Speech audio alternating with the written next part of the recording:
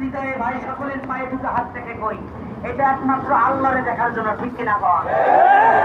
সকলে যদি একটু জবানটা খুলে আমাদের মিছিলটা ভরপুর পূর্ণ হবে, সফল হবে, সাকসেস হবে। ইহুদি দালালরা সাইড থেকে হৃদয়ে কম্পন সৃষ্টি হবে।